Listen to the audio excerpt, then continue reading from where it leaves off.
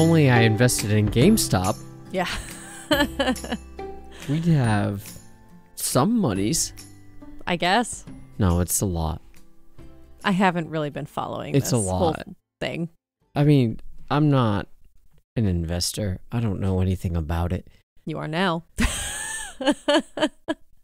I can't even buy GameStop. Well, someone can, but it's like $316 a share right now. Yeah. If I had bought in November when it was $5 a share. Yeah, but you had no reason to. Yeah, I know. This is too much math for me this late in the night. I don't know. We'd have money. Welcome to While She's Napping. I am Adam. And I'm Cindy. No, we would have money. Yeah. We would have a good amount of money. So I put $30 down on AMC. You did? Yeah, I told you that. I know you said you put next something thing. down. Oh, yeah. Is the $30 I put down turns into $200. That's pretty good. Yeah. It's free money. Yeah. Anyways. I don't know. I don't follow any of that stuff. So last week we talked about unsolicited advice and pretty good response in terms of the downloads. We closed up January quite well. So that being said, if you are a consistent listener or you've jumped on halfway through, we welcome you to the show. January was pretty good.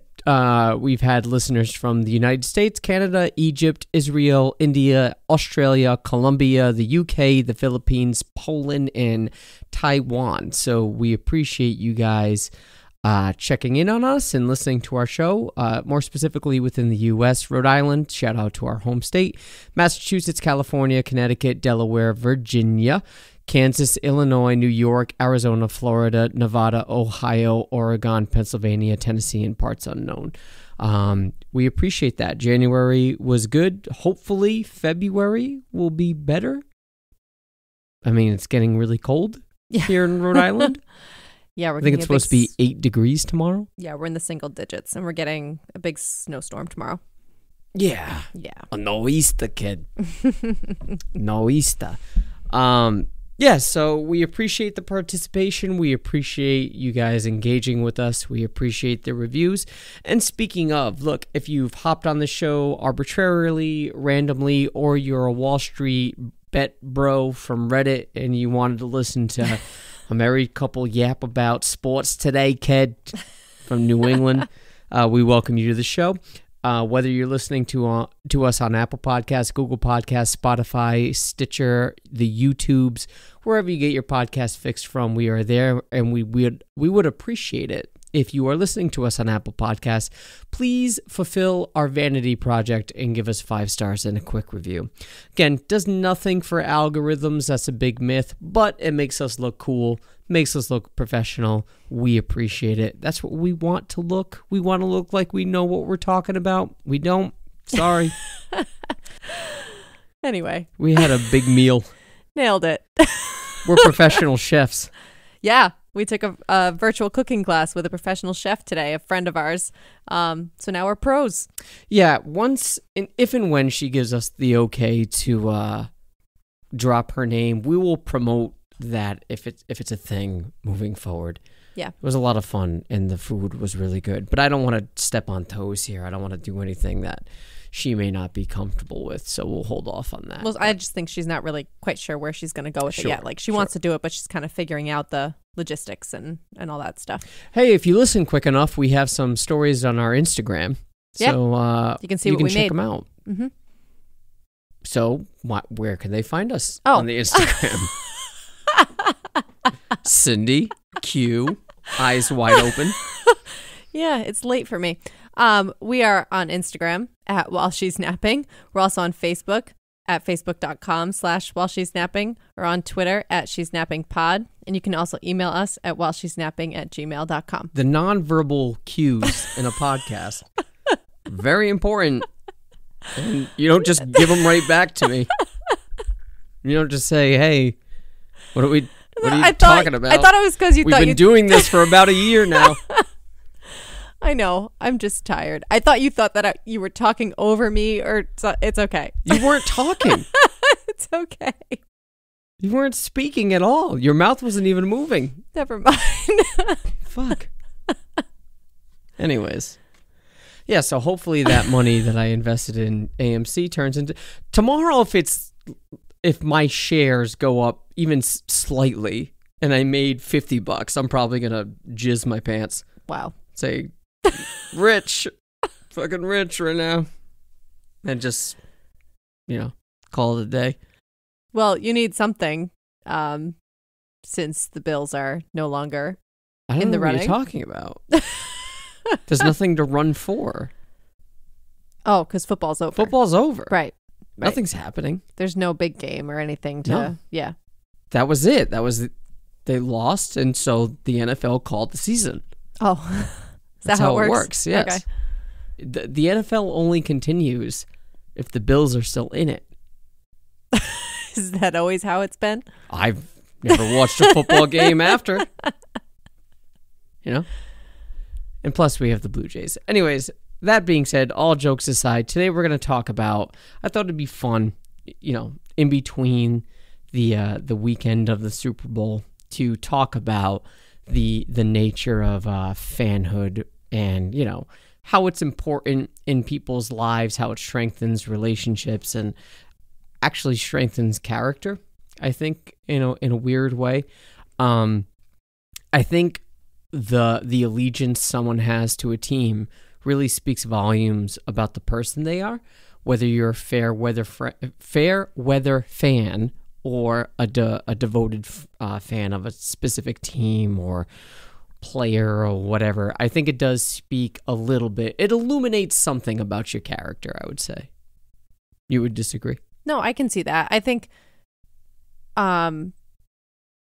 some people just take it more seriously because they enjoy sports or grew up with that sort of environment. If they have a family who felt very passionate about sports, I think people who just watch the game for fun may not have loyalty to a certain team, or, they might just enjoy the game for what it is and not really have that sort of commitment as a fan. I think it depends on what your definition of fan is. I mean, you just described a casual. Sure. Yeah. Basically. Someone who just enjoys the sport and enjoys it for the entertainment, and they're not a committed or dedicated, true fan of a specific team. Yeah, I can. We'll get into that, but for me, obviously not being able to see the Bills go forward to the Super Bowl, it's very Buffalo Bills-esque, and I do think, though, the reason why this was sort of triggered for me to talk about this week was because I do think the aspect of defeat is an essential part of being a fan. Yeah. I mean, if you're a fan of any team in any sport, it's inevitable that you're going to experience highs and lows. Well, all right, so we live in Rhode Island. Mm-hmm. We live in New England. There is a good segment of the New England Patriots fan base that has never witnessed their team suck until now. Think about it. They started being good in 2001. Yeah. And that's a whole coming of age and, sort of a lifetime, quote unquote, of someone. As a young fan from like your teenage years to 20? Yeah. That's ridiculous. Right. And you've never seen your team. Obviously, you haven't seen them win the Super Bowl every year, but you hardly ever see them fail up until now.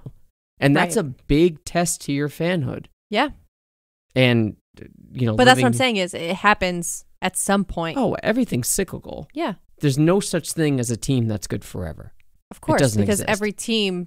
Because the team is made up of individual people, players, who there's always going to be a mix. Yes. Of talent and skills. Well, I think in college sports it's different because you can always sort of lure players or student athletes into your team, and if you're a really good scout at doing that, you'll get the elite players. Yeah, especially if you're in like a top tier school. Mm-hmm. Students tend to want to be there because it elevates their chances of being able to do it professionally.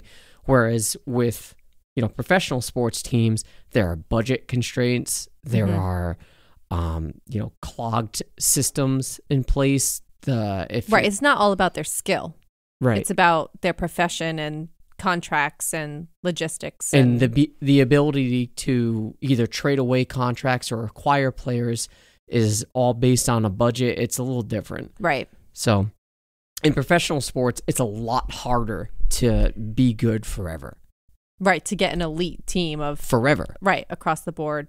It doesn't happen. Think about the Chicago Bulls when Michael Jordan was playing. It was really hard to conceive that the Bulls would never be good. Jordan retires.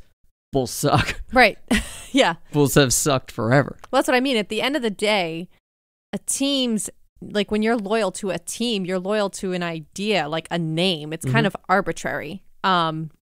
Or a geographic area or a city, but that's the composition of the team is always going to change based on players and management, the coaches, but it still has the same name, but it could be completely different. Right. Well, that tests your loyalty. So let's start there. We'll save me for a little bit. You grew up in born and raised in Rhode Island, as we've talked about before. So the New England sports were just sort of assumed in your household, right? So you weren't raised to be a fan of something or some team. I didn't have to be. I never knew there was any other option. Right. I think that's what separates, right? There's the passive approach, and no offense to your family, I just feel like that's what it was. Well, we'll just assume the home team. Yeah, I mean, but I think that's natural for most people. Right. But you weren't raised to be a Red Sox or a Patriots fan. You weren't raised in it. It was on. And right. I didn't have to be. Right. I didn't have to be told this is your team or this is who we root for, because that was just what was happening. Right. And those are the games I went to, in person, because that's where we live. So I think it was just natural to like that. That was just the way it was. Yeah. And I think by doing that, and again, this is no offense to you or your family in particular, I just think this is, in juxtaposing it with my experience, it sort of, I don't know, robs you of a deeper level of understanding about how the game is run. If you just assume the home team, to me, that's very easy and convenient. And it's not that if you live in a certain geographical area and you like that team legitimately and you find love in that team, that's good. But if you approach it with the mindset of, hey, I like this team because it's the home team, I don't know. I think that's something cheap. I think that there's something very convenient about that, and it robs you of a full appreciation and understanding as to why you love a certain team. Which is why you see a lot of people abandoning the Patriots right now and gravitating towards Brady. You don't love the Patriots. You love winning. That's what you love. And you love this elite player that will continue to win. Yes. Yeah, I think part of it is a part of the appeal of being a fan of the home team. And again, this is coming from someone who's been pretty passive. I was not a passionate fan of our home teams. It's just what I observed. Is there's that sense of, because it's a social thing to watch sports. So it's sort of a sense of community. It's where you're from. It's pride in where you were brought up. And it's a thing that's like passed down from, generation to generation in terms of, my dad or my grandfather was a huge Boston fan or whatever. Sure. And it's like, I think that's a big piece of it too. And when your team makes it to the Super Bowl or the championship or whatever it is, the World Series, you're there cheering them on with all of your friends and family because you're all fans of this team. But is that more of a legitimate diehard support for the team, or is it more of a social gathering thing? Well, I think that's part of it. I think that's part of the appeal of sports is the social aspect. See, I never could relate to that because none of my favorite teams are in... Right, and you don't have friends and family who share your fanhood for the same team. In the immediate, not in our geographical That's what I'm saying. area. Like, we're not. You don't have friends that can come over on a Sunday and watch the Bills play with you. Like, none of your friends are Bills fans. Yeah. So you don't expect you have to drive to Buffalo and go tailgate at 6 a.m. and freeze our asses off to experience that. It's fantastic. But so I think that's part. I just feel like that's sort of human nature to do that and experience that part of it and have that full experience. Sure. I'm not saying there's anything necessarily wrong with it. I just think there's something a little bit more enriching about supporting a team and knowing why you support the team that's absent of the geography of it. Okay, so what are some of those reasons? Why would you decide on a favorite team if it's not because it's your home team? What makes you gravitate towards another team? As a kid?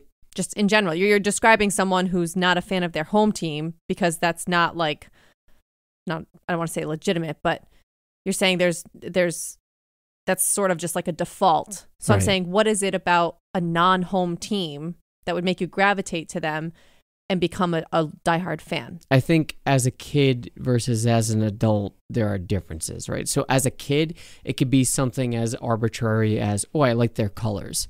Right. And that's the first thing that attracts you to a team because the colors are typically very vibrant. Sure. There are very few teams that are just black and white. There are, but there are so I liked the Dolphins because I liked dolphins. Vibrant colors. When I was a kid. And the colors. And the animal, the mascot. A lot of people, those colors are so 90s too. Yeah. The teal and the orange. Well, that's when it was. Right.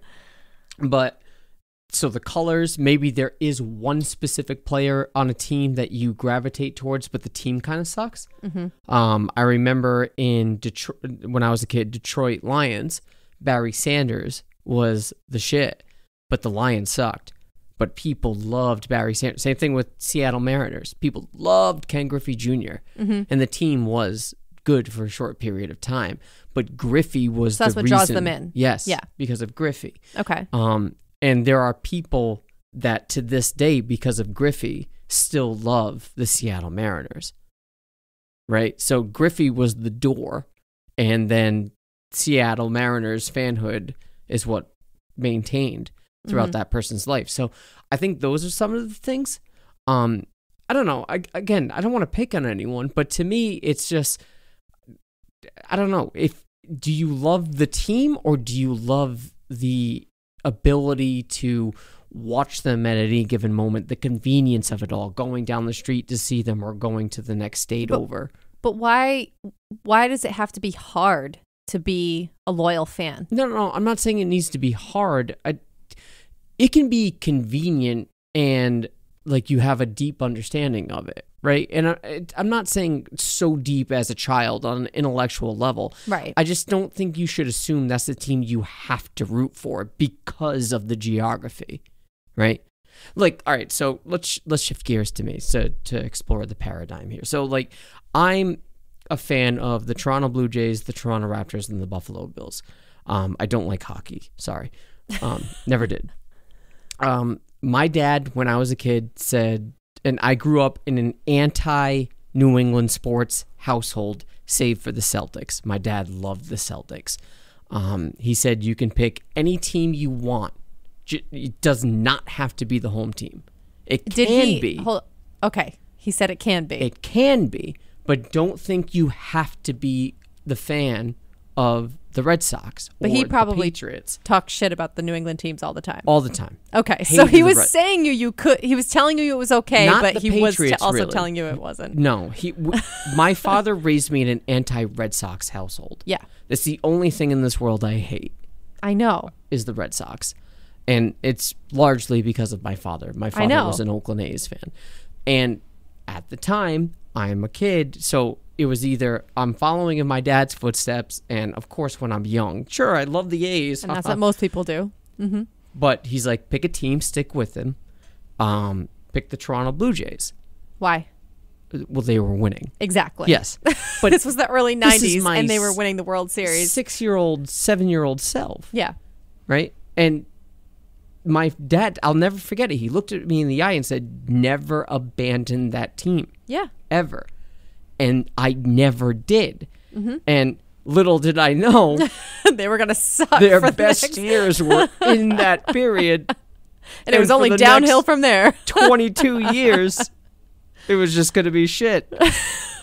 But it humbled me. Right. Anyway, and of course, by proxy, when I'm a kid, everybody loves Jordan. Right. But by proxy, you become a Raptors fan because... But so... that makes me wonder, back to what I was saying about the community and the social aspect when you grow up being a fan of your home team.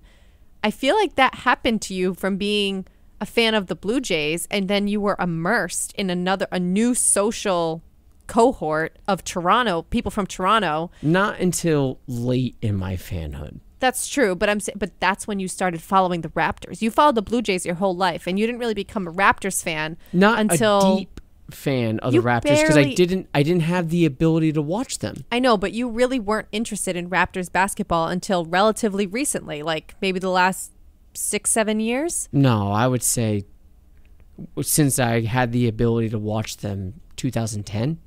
Okay, so the last decade. Yeah. But still, you were a Blue Jays fan for much longer before that. Yes. The Blue Jays were my first love. All I'm saying is that I feel like that was a similar avenue for you, that you were immersed in Toronto sports. You love the Toronto Blue Jays. You started to get to know people in that Toronto, like you were in the Toronto headspace. It was almost like you were a misplaced Torontonian. Yes. Yeah. And so you kind of defaulted to all things Toronto. Yes. Yeah. So that's very similar to just growing up somewhere and just by default becoming a fan of the home team. Like you, by default, became a fan of the Raptors because you were a Torontonian in a lot of ways. But I didn't feel bound. No, but my point is it's natural to gravitate towards that when you feel a loyalty towards. But I feel like the understanding was exceeded rather than just assuming the Toronto teams. Right. I know there was no expectation or assumption there. You made that choice. But I'm just pointing out that feeling a sense of loyalty to the place where you live or the place where you're from or your family or your community, I think influences a lot of people in becoming fans of their home team, similar to how you became a Raptors fan because you were so immersed in Toronto sports. Yeah, I think... Sure, I understand the point you're making. I think it ran a little bit deeper than that, because when my assumption by being a Blue Jays fan for as long as I was is that I had a pretty decent understanding of that fan base, and I thought the carryover to the Raptors wouldn't be that dissimilar. Right. And it is. They are very polarizing fan bases. The demand for excellence and the vitriol is way higher with the Blue Jays than it is the Raptors. The Raptors are fun, and it's even though they won the title in 2018, there's still an element of, if they suck, which they kind of do right now, it's still fun because basketball is very fun. Yeah. Whereas baseball... It's very serious. It's very serious. And the statisticians and the nerds have pretty much taken over. Yeah. It's very analytical. Yes. But I can see that. But I also think when we would go to games at the Rogers Center, you would comment about how the atmosphere was different than going to a game at Fenway. Atmosphere. Well, look, Red Sox fans are a completely different animal. We'll get to them. So are Bills fans. Yeah, but all right. So the reason why Bills fans get such a bad rap, and I know we're bouncing around here, is because they sucked. The thing that fans looked forward to was the tailgating, right? Was the before and afters, and they get obliviated. It just became a thing. Yeah, they get super drunk. They go through tables. People. That's all they had. Ketchup and mustard. Haha, it's really fun. And a lot of Bills Mafia doesn't really go through tables. That's very over embellished. Right. It's just when you see it, it's so amplified. Of course. Yeah. And we've seen fights. We've seen amongst Bills fans break out, and they're sloppy. It's just gross. But that's part of it. That's part of the identity of Bills Mafia, and Bills Mafia doesn't hide from that. I know. But with Red Sox fans, the baseball world looks at the Red Sox as a team of royalty, not just like a tier below the Yankees. Like, Yankees are baseball royalty. You'll never touch that. You just never will. Yeah. And you have the Red Sox. And most people respect the Yankees, even if they don't like them. I think the Yankees are the most hated team in all of baseball outside of New York. Because of they the success. Win. Yes. Right. But I still think people have a lot of respect Maybe. for the Yankees. I've heard that from Red It's Sox debatable. fans, so maybe I'm reading too much It's into possible, it. but you have like the Yankees, the Red Sox, the Cubs, the Cardinals, these original teams, the Tigers. They're sort of viewed as baseball royalty. Sure. Whereas the understanding of the fan base of the Red Sox isn't highlighted like it is the Bills. Red Sox fans assume, especially now, it wasn't like this in the 90s when they sucked. Ever since they broke the curse in 2004 and won, they assume they're going to have success.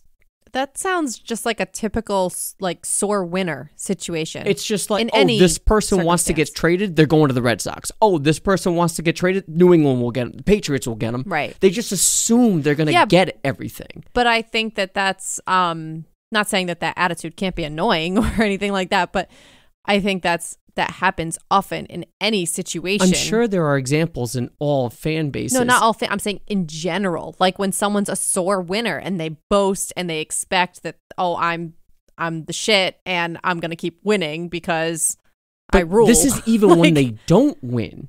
Yeah, Red that's Sox never fans gone away. Assume, yeah, like take right now. So Barry Bonds, Roger Clemens, did not get into the Hall of Fame largely because of steroids. Never failed a test. Those two individuals never failed a test. Roger Clemens was on the Mitchell Report.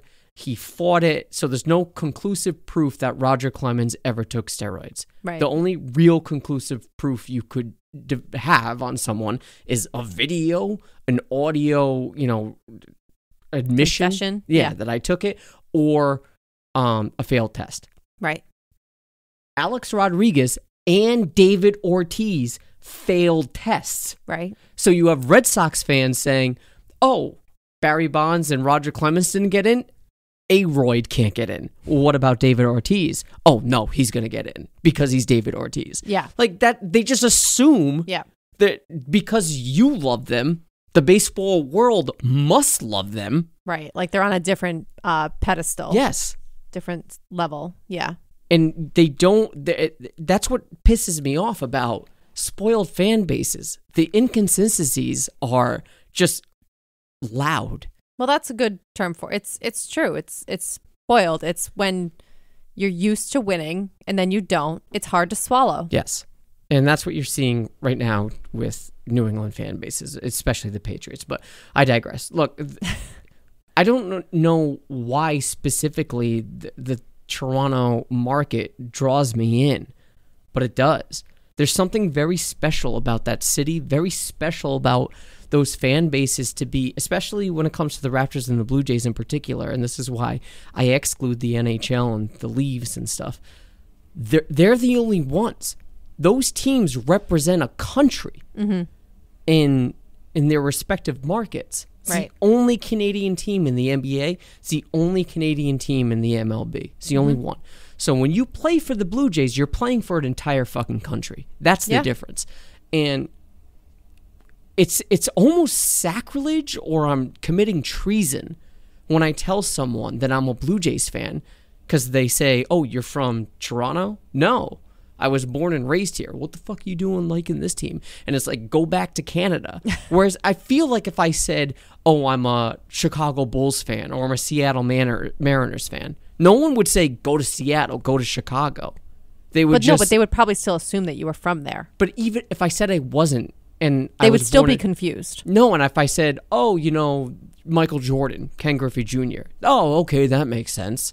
Like, there has to, if it's within the United States, it's not treason. Maybe, but you're also naming, like you said, iconic players that drew a lot of people in. Vince Carter, Joe Carter. Yeah.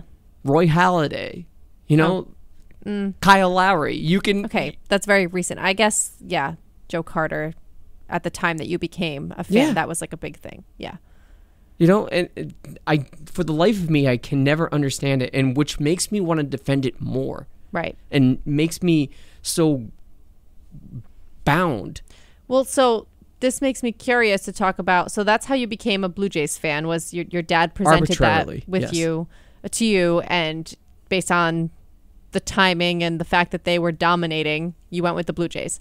that morphed into the Raptors once you started following basketball more. And the Bills, though, that came about. So I'm continue to make this analogy of how you're talking about it's kind of... That's your fault. I know, but you know why you ended up going with that. I said, well, that's the closest geographically to Toronto that you're going to get, so you might as well be a Bills fan. And you were like, yeah, okay. Yeah. And so I guess it's kind of me that, had you walk into that. But my point is, again, it was based on nothing other than geography and your loyalty to the Toronto sports world and your connection to Toronto. Yeah. So I'm saying, how is that different from someone who grows up in Boston and becomes a Bruins, Celtics, Red Sox fan? Because I'm not just... There is some initial thought about the Toronto fan base at first. Sure. And I know these aren't the same fan base as the Toronto fan base and the Bills fan base. They are very different fan bases, yes. even though there's some cross-pollination. And you knew between nothing them. about the Bills. I knew nothing about Bills Mafia at the time. But having an understanding of a certain geography and then saying, okay, I can rationalize that they're at least close. I can rationalize that these fan bases might have some sort of similarities because I have the previous understanding of a fan base. Assuming a team, if I just lived here, it's just, oh, I live here? Okay. Like, there's no understanding of that fan base. There's no understanding.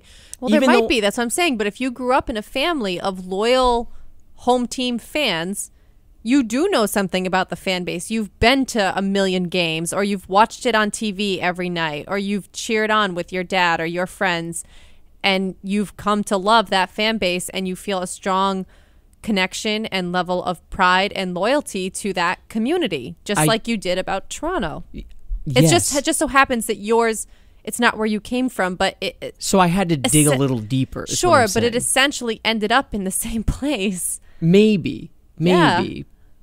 I do feel that if the Bills at the time were the shit, I probably wouldn't like them. If they were really because good, you would have been labeled a bandwagon fan. Yeah, I probably wouldn't want to get on there. Right.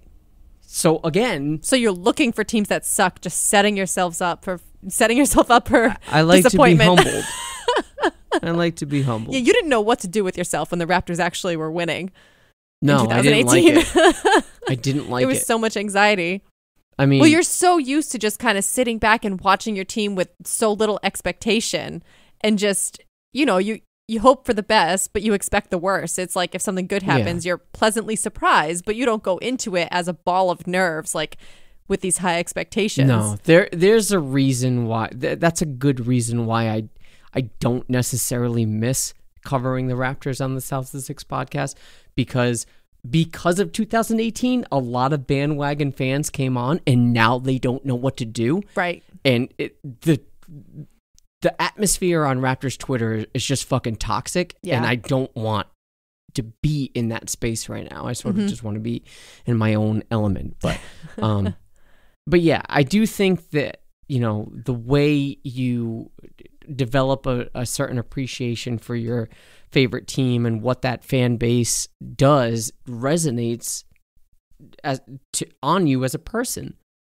There's a lot of carryover, right? I don't know that I would be as loyal as a person, even to you, if I wasn't so loyal to these teams. Like, it teaches you loyalty.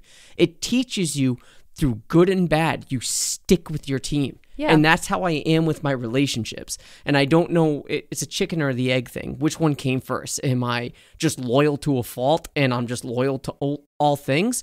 Or was sports and my fanhood towards the Raptors and the Blue Jays and the Bills, when they suck so much, and no matter what, you stick with them, like that echoed from my dad into me, and it branched out to my friendships, to my relationship with you, our marriage. Like, no matter what, never abandon that. Yeah, I think it's a great quality. I think that that's a very positive thing to be, instilled in you growing up. I guess just getting back to the home team thing, I just feel like why can't you be loyal and committed to your home team just as much? If you married a Patriots fan that was in his early 20s, he would have probably left your ass. Yeah, I guess there are probably some social experiments out there that can help answer this question. Moved down to Tampa and left your ass for the anus of America. Oh, God. Yeah. Sorry, Tampa listeners. Whatever. All right, let's take a quick break right here. When we come back, we can touch on the Q&As we did on Instagram, and we can get a little deeper into this. Okay. Hang tight.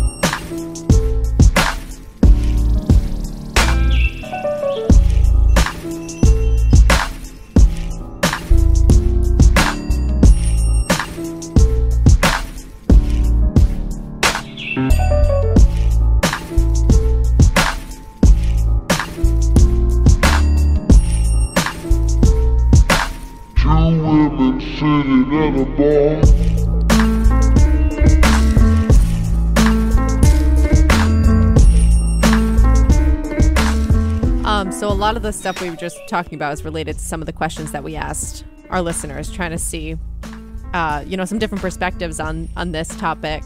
So we asked, just in general, how have sports or, your fanhood or a certain team just generally impacted your life? You talked a lot about how, what a strong impact it's had on yours, and, your dad was the same.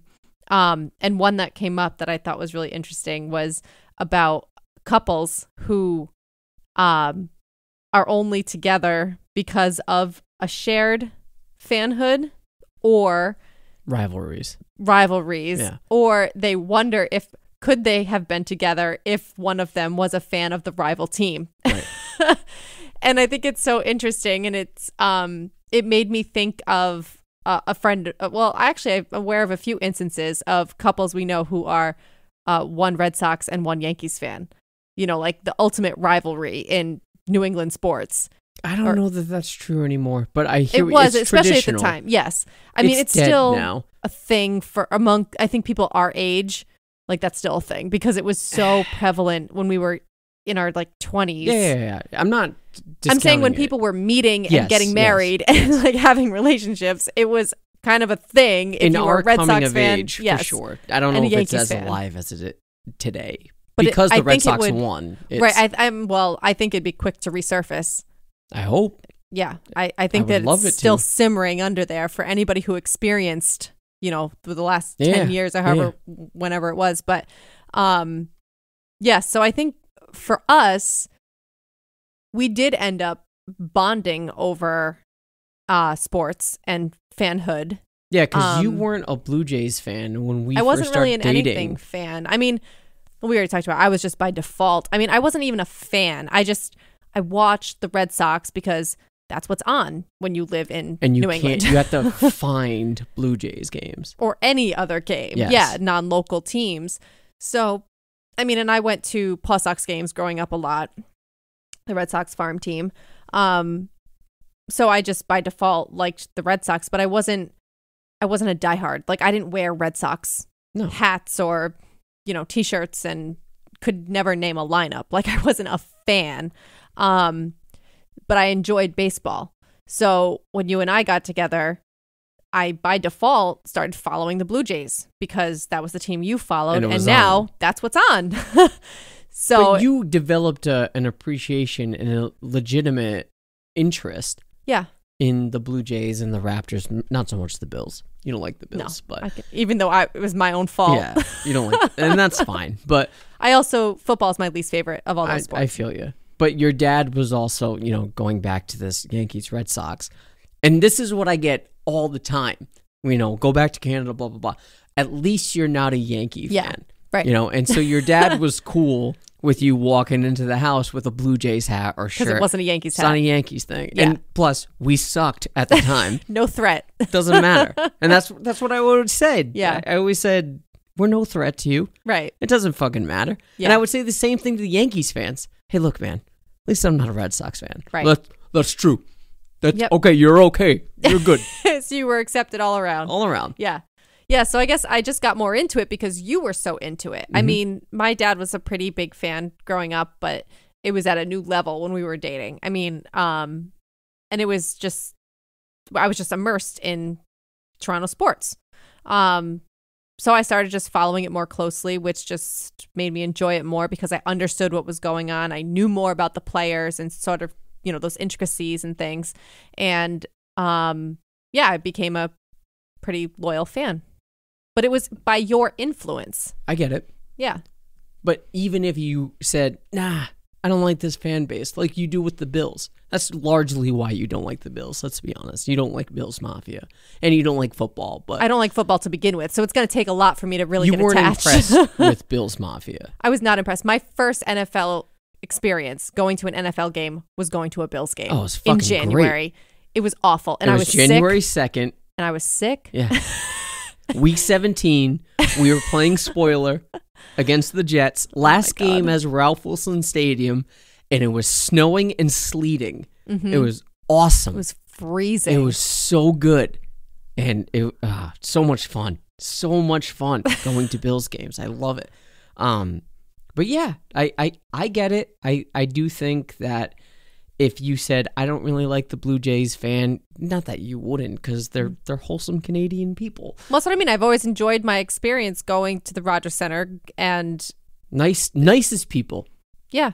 And I've seen the same thing from Raptors fans. I know you say Raptors Twitter now is pretty toxic, but as far as everyone that That's just people bitching. yeah, but like anyone that we've connected with, or even when we went to Raptors Celtics games The in Celtics Boston. fans were nice to us. Yeah. But I think that that's pretty common. There's just this understood camaraderie when you see someone it's like you're driving, or remember when we went to see the Bills billboard? Yeah. And there was another family there who was coming to take a picture of it.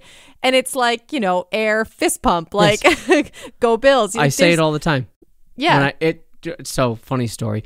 I'm driving down the highway, and I'm rocking my Bills hoodie. And there's this car in front of me with a couple Bills stickers on it, decals on the back. And, you know, as a Bills fan, you have to drive up real close and honk the horn and try to get their attention. So I did, and it was a female driving. And I, like, put my shirt up, like, showing the logo. And she looked at me like I was the devil. And I think she thought I was trying to get her to flash me. So she looked scared to death and drove away really fast. So she didn't even get a chance to see your Bills decals on the back of your car. I don't know, because I was like but on your car. Oh, no. Because she drove ahead of you. One of two things happened. Either it's not her car, and this happens to her often, and she's like, or she not forgot. a fucking Bills fan. Or she Jesus forgot Christ. the decals were even there. Or she thought I wanted her to flash me. Oh, my Like, God. I drove specifically up to this car. Out of your way. Yep. Yeah. Show me your tits.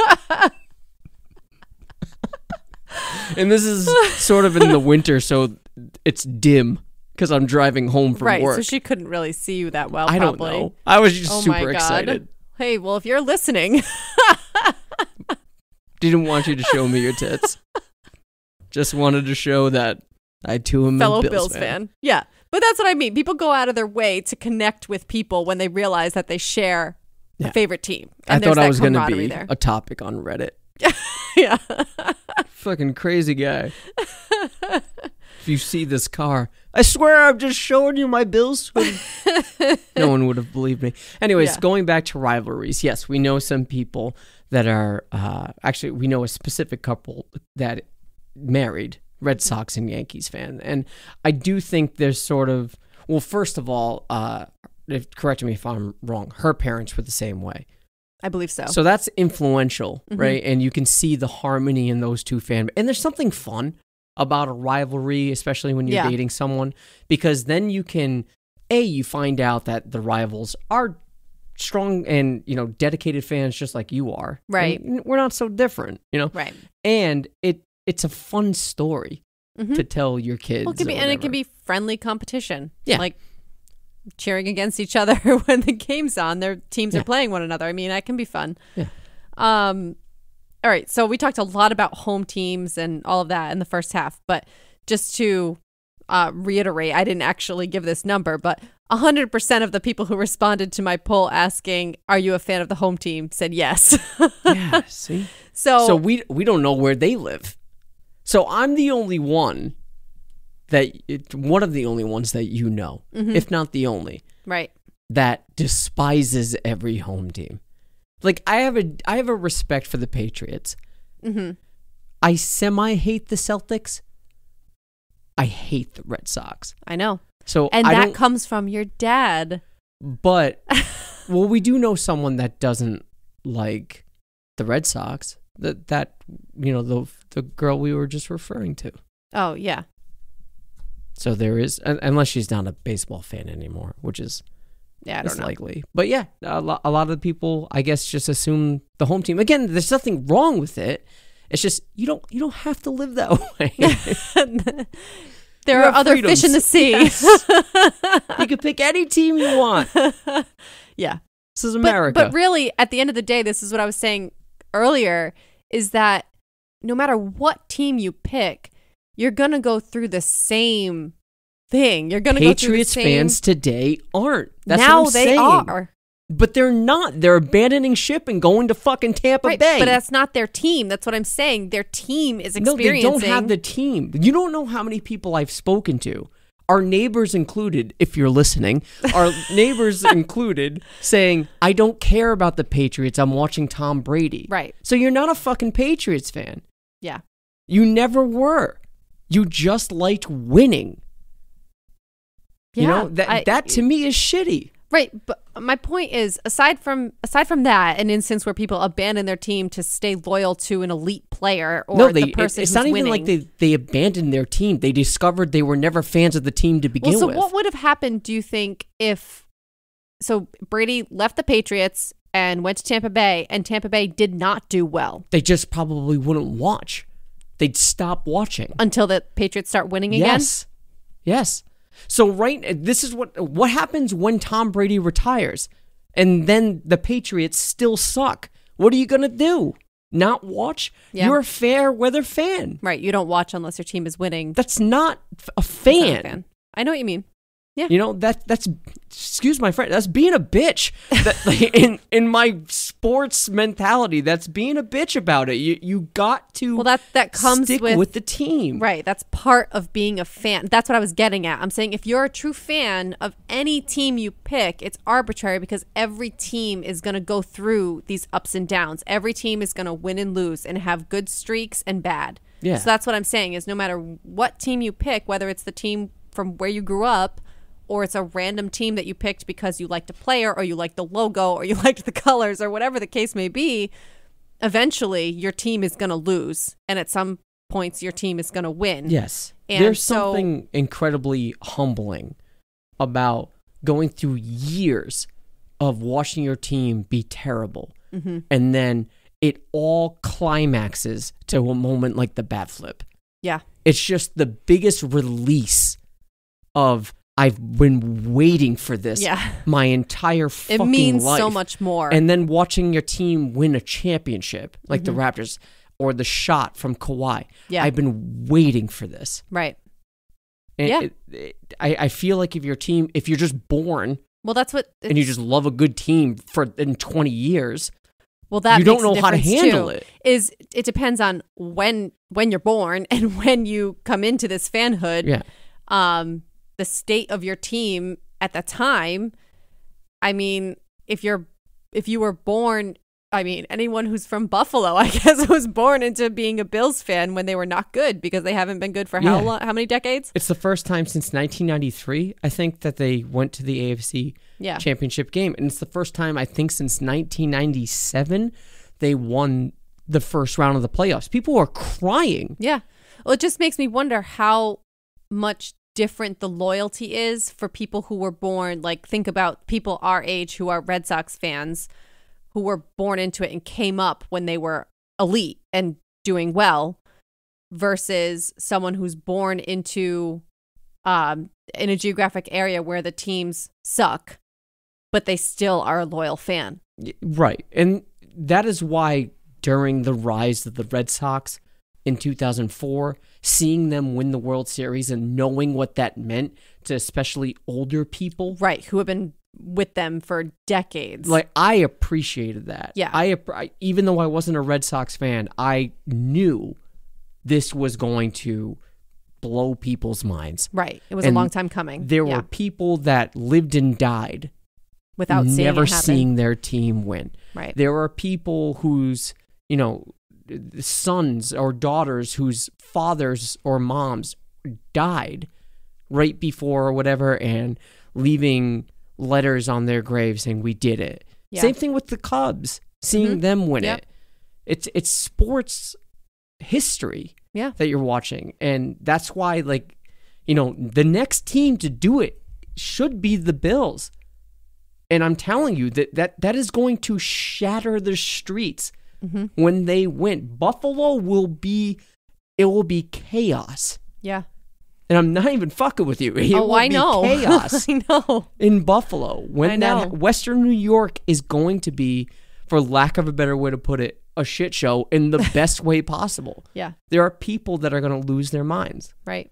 Well, I think that makes sense. That's normal, that if you have especially waited a long 4 in a time. row. Yeah. I mean, the Bills are special, kind of special. But you go for so long without seeing that, without having that moment, then of course it's that much sweeter when it happens. Yeah. And for teams who have long winning streaks and who are good for a long time, people just get used to that, and their expectations change.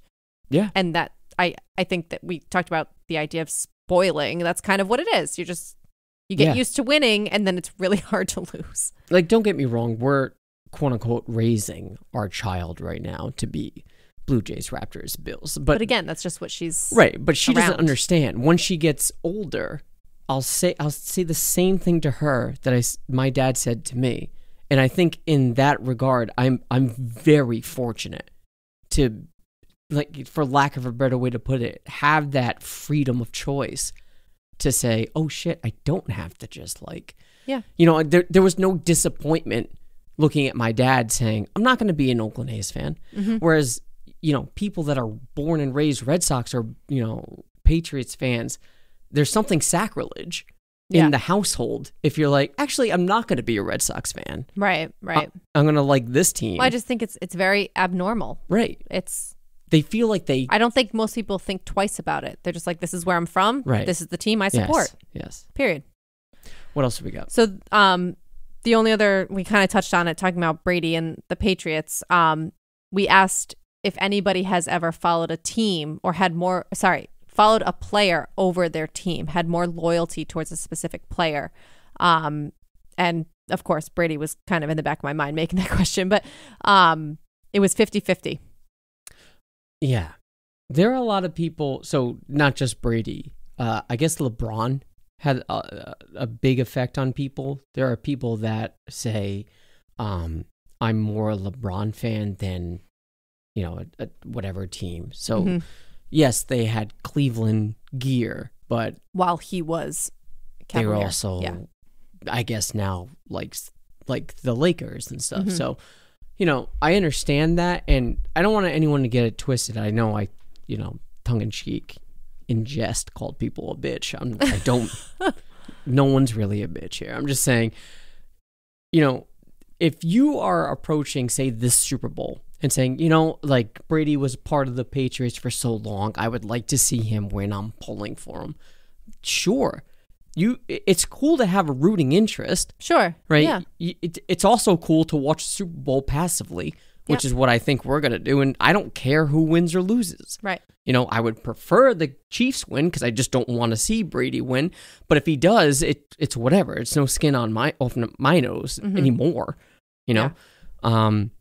I understand the legacy and the legend that he is. It doesn't affect me. But if someone says, I don't like the Patriots anymore, I like the Bucks, I have a problem with that. Yeah. But if you're just saying, hey, I'm pulling for Brady, I don't think that's wrong. I don't care. What do you think about the opposite? People who are like burning their Brady jerseys because he abandoned the Patriots. I get it. Unquote. I get it. Really? I get it. But that's yes. normal for players move teams. But that's part of being a fan. You always have to have a villain. You need a villain, right? But he was your god, and now he's your villain? Because I understand the aspect more of we supported you. We supported you for 20 years. Mm-hmm. Why didn't you stay?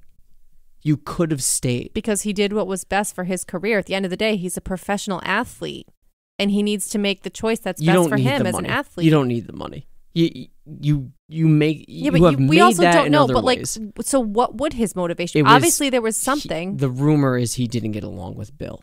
Okay, so that's what I'm saying is if there's an underlying issue. Fan bases are by nature irrational, and they think the players are serving them.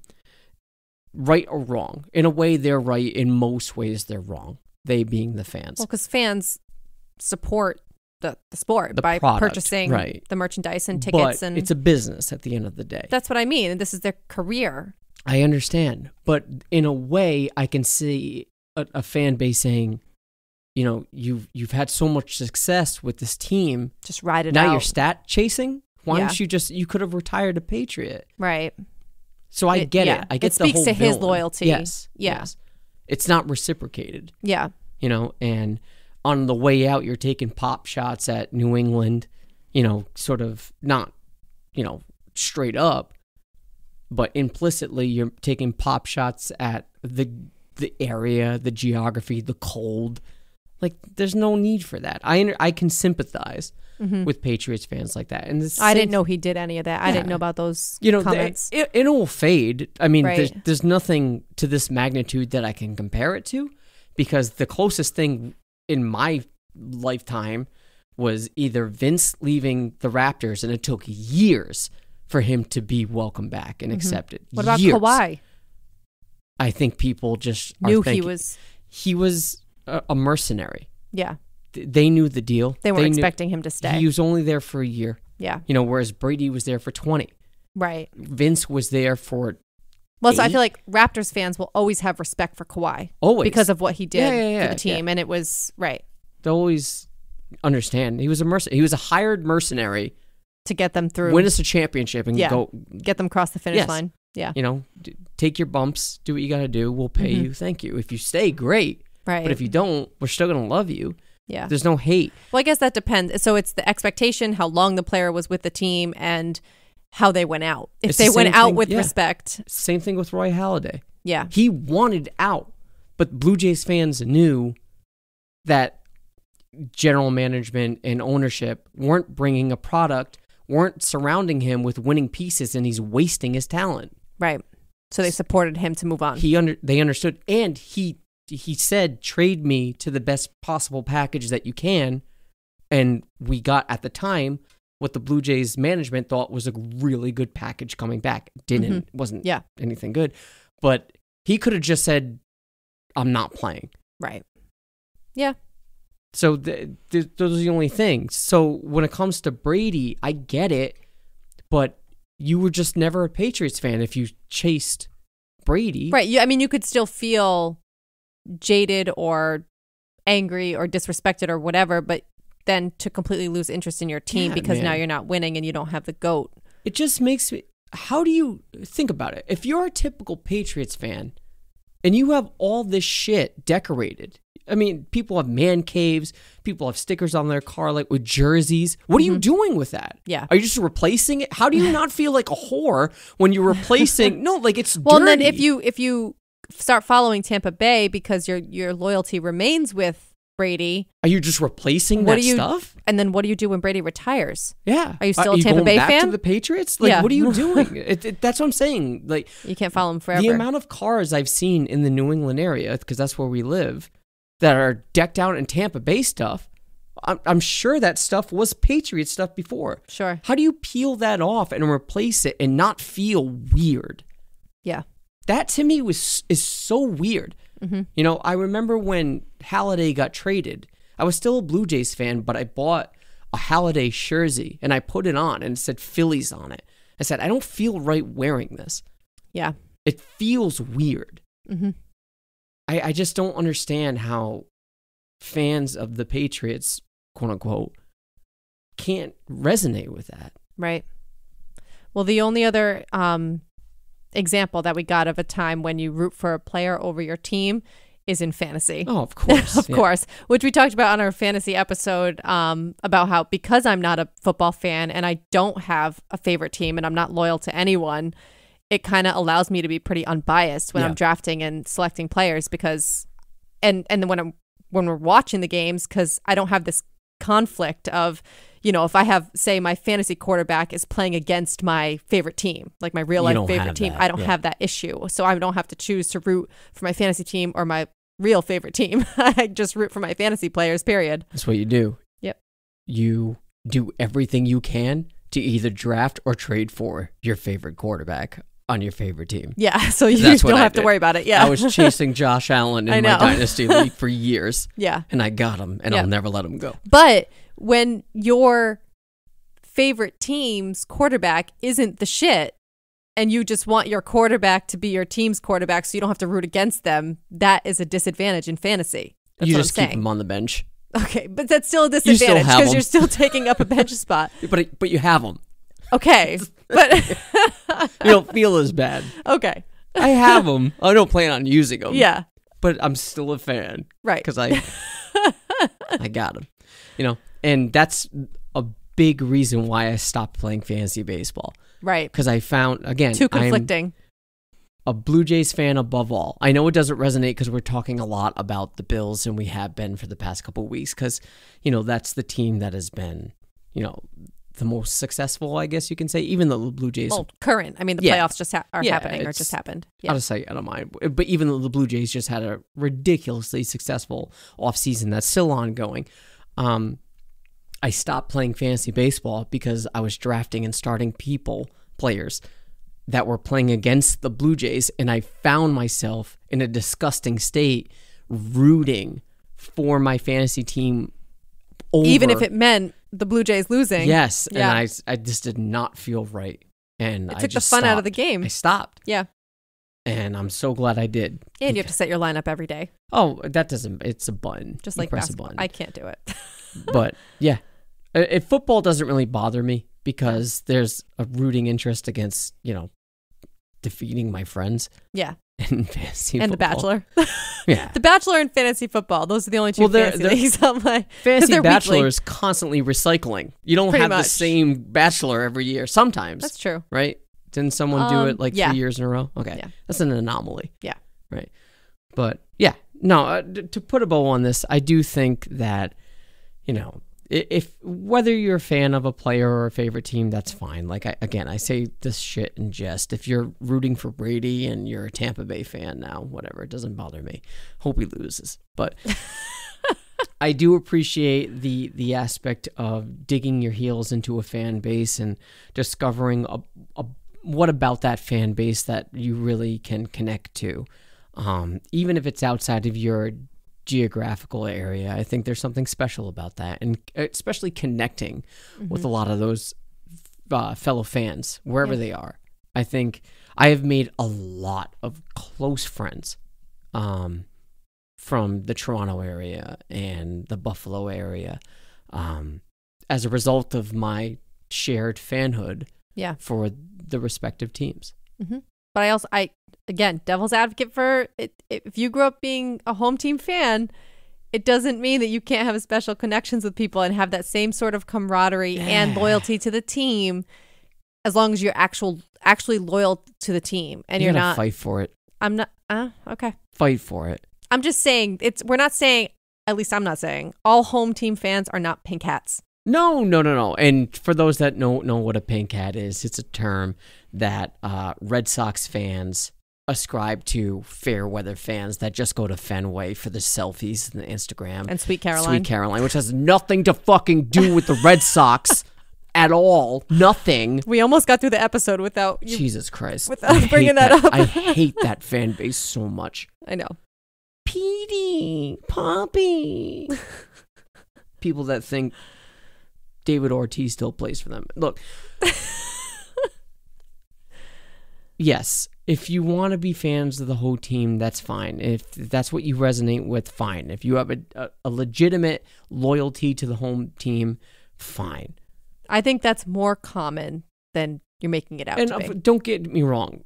All markets have their fair weather fans. Of course. All markets do. Yeah. The Bills are not, this year in particular. Of course. I'm sure a lot of people jumped on the In bandwagon. any years when a team is doing well, they're going to have more bandwagon It will fans. happen this year with the Blue Jays if they're because they're perceived to be successful. Yeah. And if, they start winning games and go on a tear, but there's something really powerful about that Rogers Center when it's full. Yeah.